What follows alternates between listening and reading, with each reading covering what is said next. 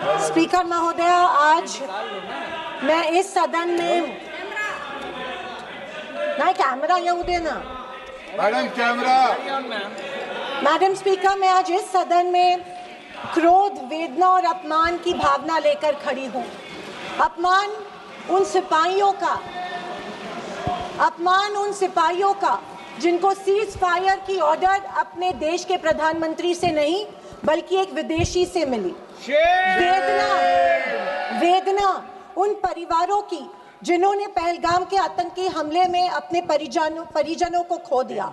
और क्रोध इस सरकार पर जो आज तक पहलगाम के आतंकी हमलावरों को न पकड़ पाई है और ना ही उनकी कुछ सुराग ढूंढ पाई है। ऑपरेशन सिंदूर नाम सुनने में देशभक्ति का लगता है, लेकिन असल में ये सिर्फ मीडिया पर किया सरकार का एक तमाशा था। कोई नहीं बता रहा है कि इस ऑपरेशन में हासिल क्या हुआ, कितने आतंकी पकड़े गए, हमारे कितने फाइटर जेट्स गिराए गए, कौन जिम्मेदार है, कौन किसकी गलती है। इसका हिसाब देने का दायित्व इस सरकार का है, मगर देश में सवाल पूछने पर ही पाबंदी है, क्योंकि ये सरकार सवाल सुनना ही नहीं चाहती है, बल्कि ये सरकार जवाबदेही से ही भागती है। अध्यक्ष महोदय, आज की परिस्थितियों को देख मुझे रोम में बने कॉलिसियम की याद आती है। विश्व की सबसे अविस्मरणीय और पुरानी इमारतों में एक है। रोम में बनी कॉलिसियम मनुष्य की कल्पकता और निर्माण क्षमता का एक अभूतपूर्व मिसाल है, पर इसके अलावा वो एक गंदे और घिनौनी राजनीति का भी प्रतीक है। कहा जाता है कि इसका निर्माण उस समय की जनता को खेल और मनोरंजन में उलझाए रखने के लिए किया गया था, ताकि जनता का मूल मुद्दों पर से ध्यान भटक जाए। कुछ ऐसा ही आज हमारे देश की सरकार करती प्रतीत हो रही है। पर अब खेल और मनोरंजन ही काफी नहीं है। किसी महत्वपूर्ण इलेक्शन के पहले आतंकी हमला और फिर सरकार की जवाबी कार्रवाई।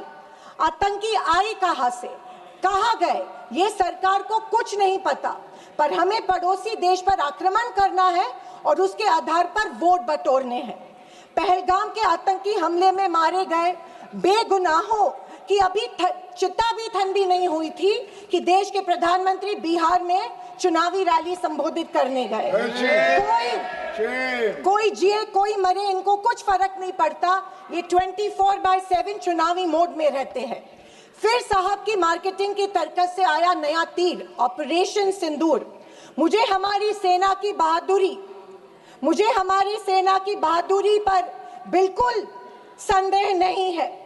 मुझे हमारी सेना की बहादुरी और वीरता पर बिल्कुल संदेह नहीं है, पर इस सरकार की दुर्जनता की सीमा देखिए कि सेना के जवानों को लड़ने जरूर भेजती है, पर हमला होने के पहले दुश्मनों को आगाह भी कर देती है। हाँ, ये हमारे परराष्ट्र मंत्री का बयान था। क्या यही कारण है कि हमारे जेट्स दुश्मन के द्वारा गिराए गए? क्या ये हमारी सेना के जवानों के जानों के साथ खिलवाड़ नहीं थी? खैर, जो इंसान मानता हो कि इस सेना के जवान की तुलना में एक व्यापारी ज्यादा खतरा मोल लेता है, उससे हम अपेक्षा ही और क्या करें। ये मूर्खता है या फिर देशवासियों को मूर्ख बनाया जा रहा है? ऑपरेशन सिंदूर से देश को क्या हासिल हुआ?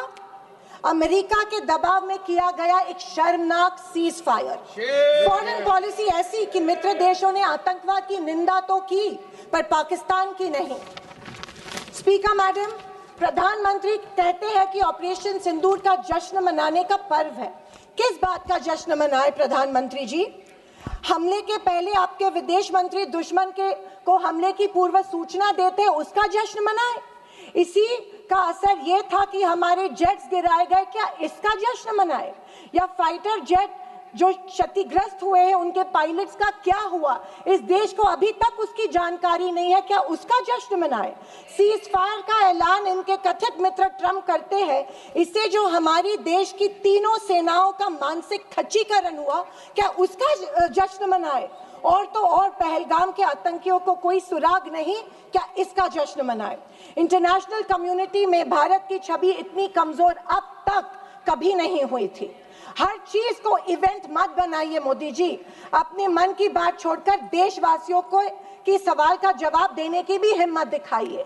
याद आती है जब इंदिरा गांधी जी के सामने पाकिस्तान सरेंडर हुआ था और एक हार्ड लाइनर निक्सन जैसे को भी इंदिरा गांधी की बात सुननी पड़ी। और विदेशी नीति की तो हालत और भी शर्मनाक है। हमारे पड़ोसी नेपाल, बांग्लादेश और श्रीलंका जो कभी भारत के सबसे करीब थे, आज हमारी पीठ पीछे चीन से हाथ मिला रहे हैं। एक समय था जब भारत के पास नेबरहुड फर्स्ट की नीति थी और आज हमारे पड़ोसी हमें लास्ट प्रायोरिटी मानते हैं। स्पीकर मैडम, विदेश जाकर इंडियन डायस्पोरा के साथ तस्वीर खिंचवाना ही विदेश नीति बन गई है। अब ये सरकार प्रश्न पत्र भी खुद बनाती है और उत्तर भी खुद तय करती है। जनता से कोई संवाद नहीं, पार्लियामेंट में कोई ट्रांसपेरेंसी नहीं। ये सरकार केवल प्रचार की मशीन बनकर काम कर रही है। पहलगांव के शहीदों के परिवारों को जवाब कौन देगा?